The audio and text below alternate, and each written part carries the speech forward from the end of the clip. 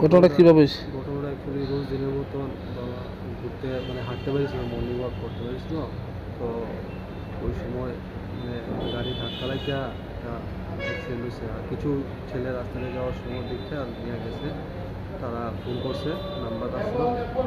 তো মোবাইল দিয়ে ফোন করার পরে আমরা গিয়েছি, গিয়ে দেখি খুবভাবে অনেক আঘাত হয়েছে, হাত পা পুরো ভেঙে গেছে। এদিকে আপনার লাংসে গিয়ে হাড্ডিগুলো আছে এখানে সব ফ্র্যাকচার হয়ে গেছে, ভেঙে গেছে। তো তারপরে আমরা অনেক এফআইআরও করছি যে কোন জায়গাতে ঘটনাটা হয়েছে? এটা হয়েছে আপনার লিচু বাগান, ওয়েলকাম টু আগরতলা, এখান থেকে হাইকোর্টে আইতে। এই নাম কি ওনার?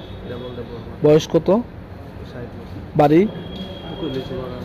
পুলিশ এখন অব্দি বাইর করছে গাড়িটা? না, আমরা এখন কোনো কিছু আমরা পুলিশে জানাইছি, আমরা এফআইআর করছি, কিন্তু কোনো কিছু পাইছি না। বললো মধ্যে উনি কি করতেন এমনিতে? জব করতে, কিসের? গভর্নমেন্ট জব করতে। উনি কি একাই আসতো না অন্য কেউ আসতো সঙ্গে? উনিও একটাই করতে যায় সব সময়।